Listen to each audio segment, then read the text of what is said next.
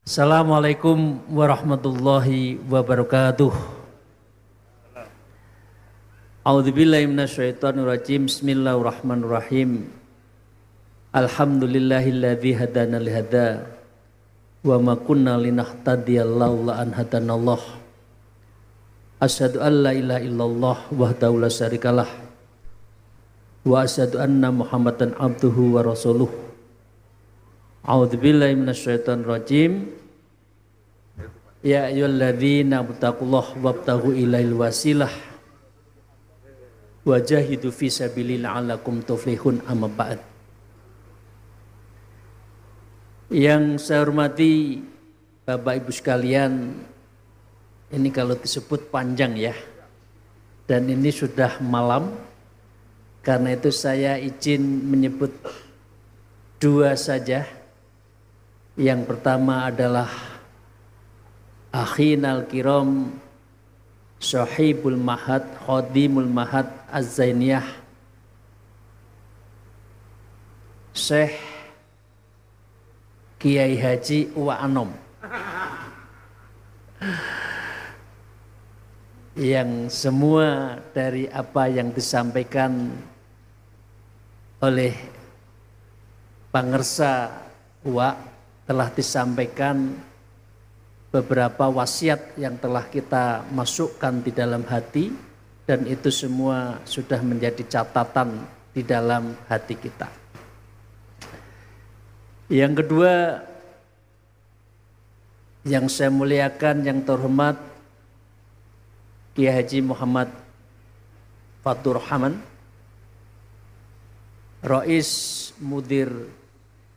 Rais Idarah Aliyah Jatman, dan para kiai-kiai semuanya, Syekh Alwi yang telah memberikan tausiah di awal. Saya akan menyambung setelah saya mengajak untuk bersyukur pada Allah biqaulina alhamdulillahirabbil alamin ala kulli halin wa nimatin, dan bersolawat kepada junjung kita baginda Rasulullah sallallahu alaihi wasallam. Allahumma sholli ala sayyidina Muhammad wa ala alihi wa ashabi. Pertanyaannya, mengapa para hadirin, hadirat, ikhwan, akhwat, salikin, muridin, dan adik-adik saya, anak saya, para santri yang sudah pada tepar karena capek ya, mungkin sudah amalan di dalam haul yang ke-10 dari Pangersa Uwa Kiai Haji Jejen Zainal Abidin yang ke-10, maka pertanyaan itu muncul.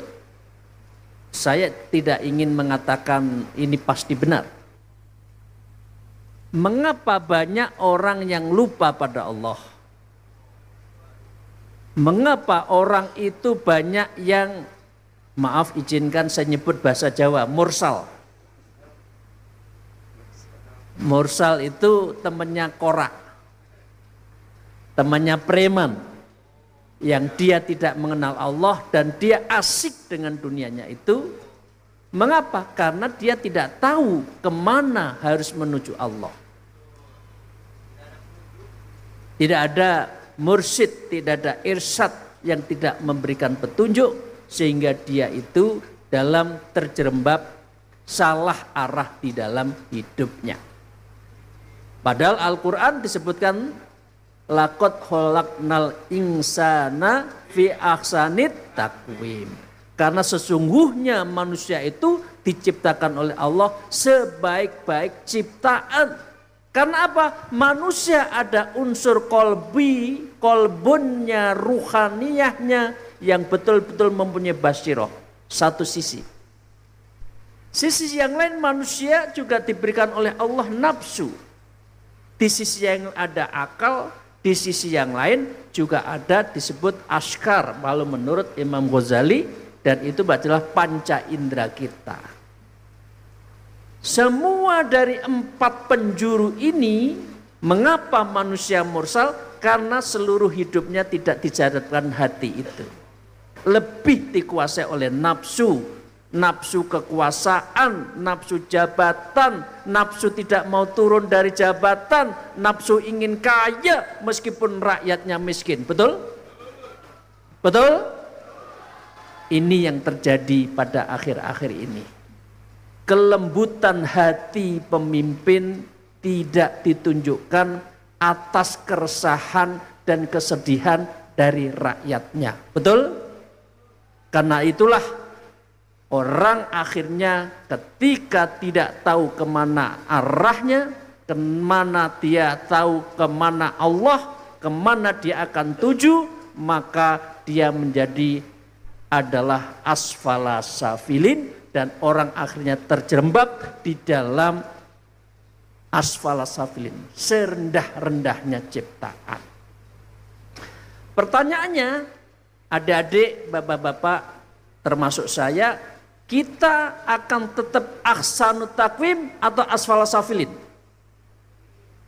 Ayo adik-adik, ibu-ibu, tetap ingin ahsanut takwim atau ingin asfala safilin? Ahsanut takwim. Ahsanut takwim jalan satu-satunya hanya thariqah. Karena dengan thariqah itulah dia akan melembutkan hatinya, mensucikan jiwanya, tazkiyatun nafsnya, dan membendingkan mata hatinya, tasfiyatul qalbinya, ala bidziklah tatmainul qulub.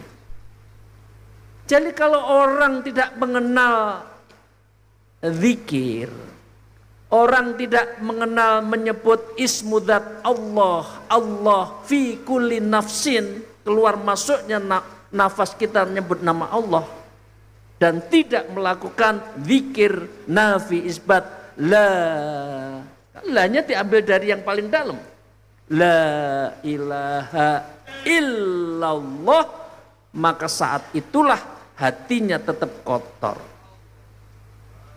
Jadi dengan demikian saya setuju apa yang disampaikan oleh Akhin Al-Kiram Syekh Alwi tadi, pemimpin harus berthariqah. Pemimpin harus setiap hari menyebut nama Allah dan berzikir fi kulli waqtin wa sa'atin, karena itu akan bisa melembutkan hatinya. Mengapa Imam Ghazali mengatakan al-qalbun kal malik wal aqlun kal wazir, ya, wal jasad wal askar kar ra'iyah. Jadi dengan demikian Bapak Ibu sekalian, semua ini adalah ditujukan, disebabkan oleh ketidaklembutan dari, saya nggak usah sebut ABC-nya, karena tidak ada kelembutan hati dari para pemimpinnya. Saya kalau menyebut pemimpin kita kan Pak Prabowo, presiden kita. Tapi banyak politisi yang tidak dukung dengan Pak Prabowo. Ada orang-orang masih belum ikhlas kalau Pak Prabowo jadi pemimpin, sehingga dia menciptakan kegaduhan di akhir-akhir ini. Betul? Ini mengapa? Karena tidak latifatul qalbi, hatinya tidak dilembutkan, zikir latifahnya tidak pernah dia lakukan karena tidak tahu kemana harus berzikir. Dan inilah fungsi dari mursyid, fungsi dari tuan guru, fungsi dari para masyayikh, dan ini harus kita tunjukkan ke jalan yang benar. Jadi Jatman, Bapak Ibu sekalian, ingin menginsert amalan thariqah di dalam kehidupan berbangsa dan bernegara. Setuju? Karena kalau tidak itu, negara ini akan salah arah. Pemimpinnya tidak lembut, pemimpinnya tidak punya empati, karena dia tidak ada kelembutan hatinya, karena dengan zikir itu. Karena dengan zikir yang setiap saat, kemandirian ekonominya ada, itulah yang bisa menjadikan pemimpin kita itu punya empati kepada rakyat. Di dalam Naso'il Ibad disebutkan bahwa walasaku ar-ra'iyah tasluhu bisolihil malik. Rakyat ini baik kalau pemimpinnya baik, betul? Kalau rakyatnya seperti sekarang, berarti ada pemimpin yang nggak benar, betul? Karena itu saya mengingatkan kepada teman-teman saya juga lama di sana, dan saya juga lama di Badan Pemeriksa Keuangan. Empatilah, jadilah Anda pemimpin yang lembut, dan cara menjadi pemimpin yang lembut adalah dengan bertorekoh. Saya menginginkan sebagai mudir ali, monggo setiap saat para mursyid dimanapun berada siap menerima untuk memberikan petunjuk agar hatinya lembut sehingga betul-betul bisa mendekatkan diri pada Allah Subhanahu wa taala. Ini yang pertama, menyambung dari beliau tadi. Yang kedua, Bapak Ibu sekalian yang saya hormati, disebutkan juga al-qalbun kal ardi wa harkatul jasad kan nabati. Orang punya hati itu seperti bumi, seperti ini loh, Allah kasih tadi berkah kan, Allah kasih hujan berkah, dari hujan itulah tumbuh nabati, tumbuh-tumbuhan kan. Jangan ngeroweng ada hujan. Ini Allah cinta kepada Sukabumi, Cianjur, Bogor yang setiap hari hujan, betul? Ya itulah Allah kasih rezeki kok. Buah-buahan jadi bagus di sini, sayur-sayuran bagus di sini, di tempat lain yang tidak bisa. Karena itu di dalam kitab Nasoil Ibad disebutkan al-qalbun kal ardi. Hati itu seperti bumi, dia akan bisa baik kalau buminya lembut, tanahnya lembut, tanahnya gembur, dan dia bisa melahirkan tumbuh-tumbuhan. Coba bayangkan kalau hatinya gersang, kalau tanahnya gersang, tidak bisa dicangkul, ada bisa tumbuh-tumbuhan bisa hidup? Tidak bisa. Orang hati lembut, sabar, ikhlas, qanaah, ridho, bikismatillah, itu karena hatinya lembut. Dan itu hanya diajarkan melalui thariqah. Jadi dengan demikian Bapak Ibu sekalian, sungguh beruntung kita diberikan oleh guru-guru kita untuk menjadi pengamal thariqah, dan ini menjadi bekal yang tidak bisa dihitung apapun, dan ini insya Allah wayat khulu jannah bi ghairi hisab ma'ar Rasulullah sallallahu alaihi wasallam wa fil jannati bi ru'yati rabbil alamin. Kalau saya ibaratkan Syekh Fatur Rahman, maaf saya Salwi, wong lek ndak thariqah, aku bahasa Jawa sih. Orang kalau tidak berthariqah masuk surga. Kata-kata asalkan mangkana akhir kalimul la ilallah dakhala. Tapi menurut Syekh Abdul Qadir Jalil dalam kitab Sirul Asrornya, mlebu surga ning tidak ketemu dengan Allah. Seperti panjenengan kita semua ada apa? Ada apa itu? Walimatul urs lah. Ada mantenan, pesta, makan enak, tapi tidak salaman dengan tuan rumahnya. Apa bedanya? Apa enaknya? Itu manusia pada umumnya. Aku yang penting mlebu surga, yang penting saya masuk surga. Enak, tapi tidak berjumpa Allah. Dia hanya apa? Karena dia hanya syariat. Karena apa? Dia tidak masuk di dalam konteks ma'rifatullah, dan kita tidak sampai pada hakikat di dalam abdun menyembah Allah itu. Dan menjadi ma'rifatullah, hakikat di dalam konteks ini hanya bisa dengan thariqah. Jadi dengan demikian berthariqah inilah jalan satu-satunya kita bisa ma'rifatullah, dan akhirnya liqailah di dalam surganya Allah, ketemu Allah sebagai Khalik. Betul? Jadi itu bedanya. Lek wong ra gelem thariqah, kalau orang tidak mau thariqah ya masuk surga. Tapi di pinggiran.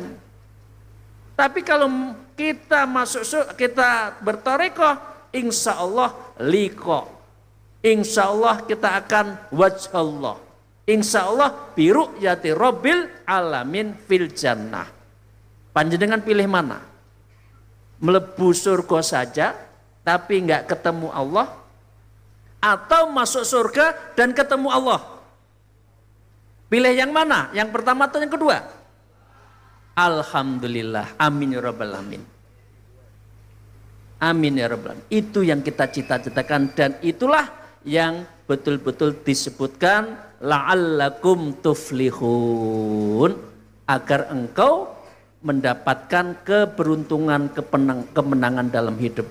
Ayat itu sebelumnya apa? Dua syaratnya. Satu, wabtahul wasilah, carilah kamu wasilah, carilah kamu guru, carilah kamu mursyid, carilah tuan guru yang bisa menjadi irsyad yang menunjukkan kamu. Karena dengan kita masuk thariqah, wasilah guru kita bisa robitoh, kemudian menyambungkan doa kita sampai kepada Rasulullah, itulah yang lebih makbul. Karena kalau kita hanya sendiri, belum tentu mampu mendorong mobil. Tapi kalau didorong, ditarik oleh guru-guru kita, insya Allah sampai pada Allah dan dikabulkan. Amin ya Rabbal. Itu fungsi thariqah. Itu fungsi dari wasilah. Tetapi ayat itu wajahidu, lek golek Allah, kalau cari Allah, ingin ketemu Allah, sing tenanan, yang betulan. Jangan geloma-gelami, orang Jawa ya. Ya, malam ini sholat malam kalau ada hajat. Kalau sedih, ingat Allah. Kalau lagi seneng, lupa Allah. Kalau mau pemilu, ngerayu rakyat. Kalau sudah jadi, lupa rakyat. Betul? Itu yang menurut saya tidak ada kelembutan hati di antara mereka. Saya himbau, ayo semua anggota DPR, semua berthariqah.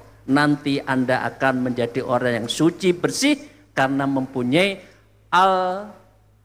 mir'atun fil qalbi, hatinya sejernih, kolbun sejernih, cermin yang bisa memberitahu ini jangan, ini jangan, itu enggak boleh. Sekarang itu kenapa mereka begitu? Karena mereka kan bukan buta matanya, betul? Tidak, mereka tahu. Al-Quran mengatakan fa innaha la ya'mal absar walakinnal a'mal qulub allati fi sudur. Mereka itu tahu, matanya bisa lihat kok, ini bukan punya saya, punyanya rakyat. Oh, gaji saya terlalu tinggi, saya enggak enak dengan rakyat. Tapi kan hatinya buta. Walakinnal a'mal qulub. Tapi yang buta itu hatinya. Mengapa tidak dilembutkan? Mengapa tidak berzikir? Mengapa? Karena mereka tidak berthariqah. Allati fi sudur, qulub itu adalah fi sudur, hati yang partai dalam. Saya pikir itu saja, ini bukan tausiah, tapi mentakkidkan apa yang disampaikan oleh Akhinul Syekh Alwi, dan ini sungguh sangat bermanfaat, sehingga sangat beruntung ada contoh ibroh dari pangersa Uwak, karena beliau adalah Rois dari Jatman Idoroh Wusto Jawa Barat. Karena itu saya hadir, tiada lain, salah satu niatnya adalah subhanallah, alhamdulillah, saya takzim kepada beliau. Karena di Idoroh Aliyah beliau juga salah satu mudir, salah satu rois di Jawa Barat. Beliau adalah rois Idoroh Wusto. Saya bahagia. Tadi disebutkan beberapa amalan, beberapa wasiatnya yang rukun, yang sabar, getarkan bumi, getarkan langit, ketuk pintu langit, dan kuatkan bumi melalui Nahdlatul Ulama. Karena itu saya minta kepada seluruh Supiah, Husniyah, Wusto, seluruh Indonesia harus istiqomah di jalan Nahdlatul, dan satu-satunya dari organisasi yang bergerak di bidang thariqah di lingkungan Nahdlatul Ulama adalah Jatman.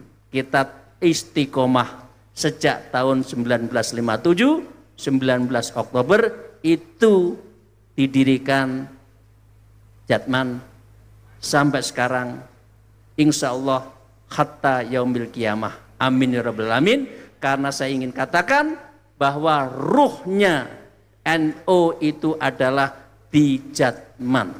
Karena setiap hari di puncak gunung, di pinggir lautan, semua itu adalah mursyid-mursyid yang menengadahkan tangannya, menangis setiap malam agar dunia Indonesia itu selamat. Jadi dengan demikian saya ingin katakan ruhnya Nahdlatul Ulama adalah Jatman ahli thariqah, dan nyawanya Indonesia ini adalah ketika orang berthariqah menyebut nama Allah, la ilaha illallah. Alhamdulillah, mohon maaf atas segala kekurangan saya. Atas nama Idarah Aliyah menyampaikan ucapan terima kasih kepada Sahibul Ma'ad, Khatimul Mahad, Kiai Haji Uwa Anom, yang telah memberi fasilitas kita semua untuk bisa saling bersilaturahim. Selamat kepada Idarah Wusto dan beberapa subyah yang telah kami lantik. Semoga Allah meridhoi, membimbing, memberikan keikhlasan berjuang, dan saya juga didoakan sebagai mudir ali sabar, ikhlas, istiqomah di jalan Jatman ini. Alhamdulillah, wallahul muwafiq ila aqwamit thariq. Assalamualaikum warahmatullahi wabarakatuh.